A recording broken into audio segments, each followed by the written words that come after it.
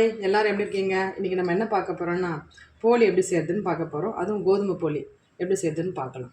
அதுக்கு முன்னாடி இப்போ தான் நீங்கள் எங்கள் சேனலில் ஃபஸ்ட் டைம் பார்க்குறீங்கன்னா சப்ஸ்கிரைப் பண்ணிங்க. வாங்க வீடியோக்குள்ளே போகலாம். கடலைப்பருப்பு வந்து நான் 150 கிராம் எடுத்துருக்கிறேன். ஒரு அரை மணி நேரம் நான் ஊற வச்சுருக்கிறேன். ஊற வைக்காத கூட போடலாம், ரொம்ப நேரம் ஆகும் வேகிறதுக்கு. ஆனால் ஒரு அரை மணி நேரம் ஊற வச்சு இது நல்லா வேக வச்சு எடுத்துக்கலாம். முதல்ல ஊற வச்ச கடலைப்பருப்பை நம்ம குக்கரில் சேர்த்துக்கலாம். ஒரு 2 இல்லை 3 விசில் வச்சு எடுத்துக்கலாம். தேவையான தண்ணி ஊற்றிக்கணும். அதுக்கு ஒரு 2-3 விசில் வச்சு எடுத்துக்கலாம்.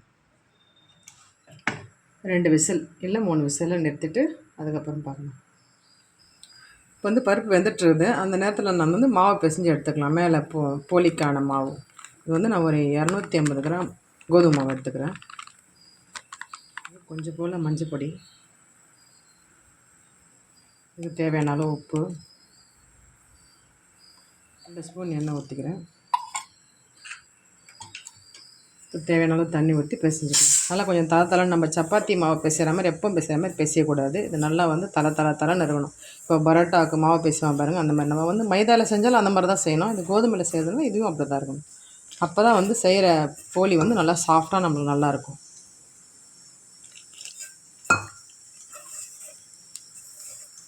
நம்ம பிசைஞ்சிட்டு பார்க்கலாம்.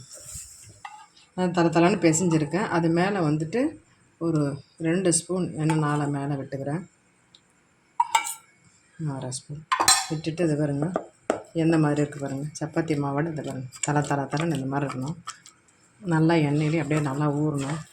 ஒரு அரை மணி நேரம் இது வரும். இந்த மாதிரி இருக்கணும். கையில் ஒட்டும், ஆனால் அப்படி தான் இருக்கணும். நல்லா எண்ணெயிலே பரட்டி அப்படியே இருக்கட்டும். நல்லா ஊறட்டோன்னு அதுக்கப்புறம் ஒரு அரை மணி நேரம் கழித்து ஊறின பிறகு பார்க்கலாம். தட்டு போட்டு மூடி வச்சிடலாம். விசில் அடங்கிடுச்சு. திறந்து பார்க்கலாம் வந்துச்சான்னுட்டு. இது பாருங்கள், இதுதான் கரெக்டான பதம்.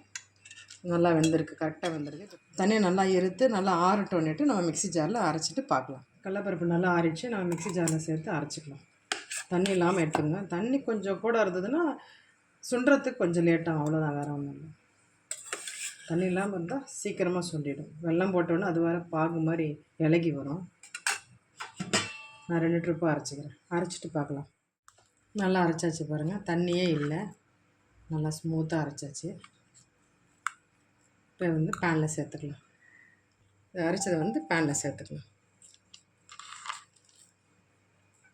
நான் வந்து 150 கடலைப்பருப்பு எடுத்து அதை வேக வச்சு எடுத்து அரைச்சி சேர்த்துருக்கேன். அதுக்கு வந்து 200 கிராம் அளவு வெல்லம் சேர்த்துக்கிறேன்.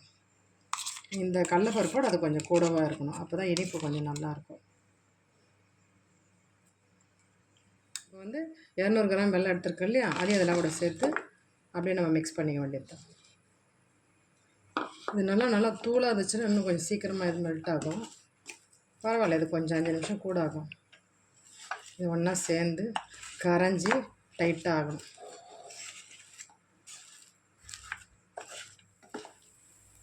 பாருங்கள், ஒரு 2 ஸ்பூன் அளவு நெய் எடுத்துக்கிறேன். இது எங்கள் வீட்டில் நாங்கள் காசின நெய் இது. இந்த வீடியோவும் கொடுக்குறேன், ஐ பட்டனில் கொடுக்குறேன் பாருங்கள். அடி பிடிக்காமல் வரதுக்காக கொஞ்சம் லேசாக நெய் சேர்த்து வாசனையும் நல்லாயிருக்கும். இது மொத்தம் வந்து பாருங்கள் இலகுது பாருங்கள். இப்போ தான் இலகுது, நல்லா மெல்ட் ஆகிடுச்சு பாருங்கள். எனக்கு கொஞ்சம் சிரமமாக இருந்தது. நீங்கள் வந்து மிக்ஸி ஜார்லேயே போட்டு ஒரு ஓட்டு எடுத்துட்டிங்கன்னா நல்லா கரைஞ்சிட்ருக்கும். வெல்லம் ரொம்ப கட்டியாக இருந்தனால ரொம்ப கரைக்க ரொம்ப நேரம் ஆயிடுச்சு எனக்கு. அது மெல்ட் ஆகி வர மிக்சியில் அரைச்சிட்டு நம்ம போட்டுறதுன்னா தூளாக இருந்திருக்கும், சீக்கிரம் ஆகிட்ருக்கும். வேறு ஒன்றும் இல்லை, எனக்கு ஒரு 10 நிமிஷம் கூட ஆச்சு, சீக்கிரம் முடிஞ்சிருக்கும். நல்லா கரைஞ்சிச்சு. இப்போ இந்த ஸ்டேஜில் நம்ம வந்து ஏலக்காய் பொடி பண்ணி வச்சது இதில் சேர்த்துக்கலாம்.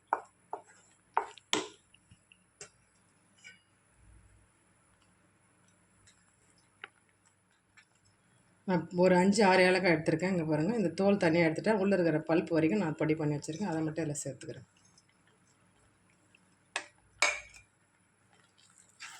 அது ஒரு கலரிட்டு இன்னும் திரண்டு நல்லா டைட்டாக வரணும்.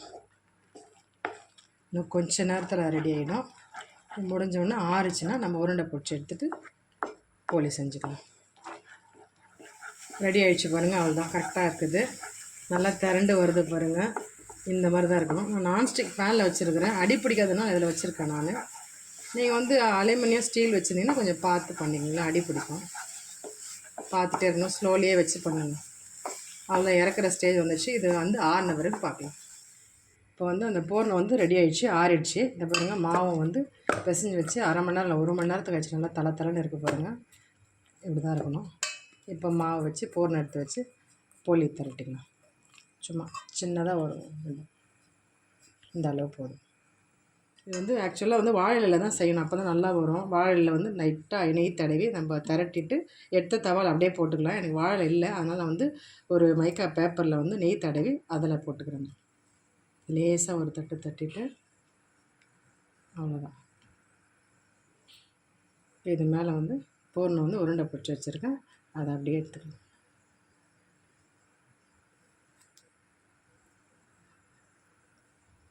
அவ்வளோதான். அப்படியே அதை தட்டிக்கணும். அப்படியே தட்டிக்கும் கையிலே தான். இது வந்து நீங்கள் வந்து சப்பாத்தி கட்டையில் திரட்டுற மாதிரி திரட்ட முடியாது. இந்த பாருங்கள், கையில் தட்டும் போதே அழகாக அப்படியே போயிடும். நம்ம அதிரசத்துக்கெலாம் தட்டுற மாதிரி அப்படியே கையிலே ஸ்மூத்தாக தட்டு அழகாக போகுது பாருங்கள்.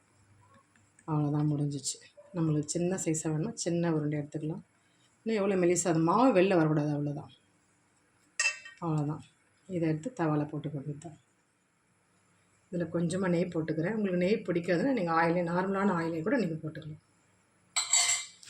நெய் பிடிக்காதவங்க எண்ணெய் போட்டுக்கணும். நீங்கள் நார்மலாக எந்த எண்ணெய் யூஸ் பண்ணுறீங்களோ அந்த எண்ணெய் போட்டுக்கணும்.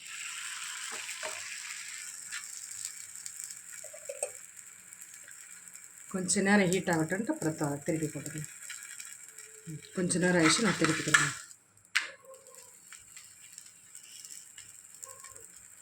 இது வந்து கோதுமை போலி. மைதா போலியோட இன்னும் கொஞ்சம் கலர் நல்லா மஞ்சளாக அதுக்கு சூப்பராக இருக்கும் கலரு. மேக்ஸிமம் மைதாவில் தான் செய்வாங்க. நான் ஹெல்த்தி மைதாவான எங்களுக்கு அவ்வளோ பிடிக்கிறதில்ல, நான் அவ்வளோ சேர்த்துக்கிறது இல்லை. அதனால் நான் வந்து கோதுமையில் செஞ்சுருக்கேன். ரொம்ப ஹெல்த்தியும் கூட, நம்மளுக்கு பயம் இல்லாமையும் சாப்பிட்லாம். மைதானா வந்து நம்ம பயந்து சாப்பிட்ணும். பாருங்கள், சூப்பராக ரெடி ஆயிடுச்சு. கோதுமை மாவு போலி, சுட சுட கோதுமை போலி ரெடி. ரெடி ஆகிடுச்சு பாருங்கள். அவ்வளோதான், எடுத்துடலாம். நம்ம எல்லோரும் செய்கிற மாதிரி மைதா போலி இல்லாமல் ஹெல்த்தியான கோதுமை போலி ரெடி. இதே மாதிரி நீங்களும் செஞ்சு சாப்பிட்டு பார்த்துட்டு எப்படி இருக்குன்னு சொல்லுங்கள். வேறு ஒரு ரெசிபியோட அடுத்த வீடியோவில் பார்க்கலாம். பாய்.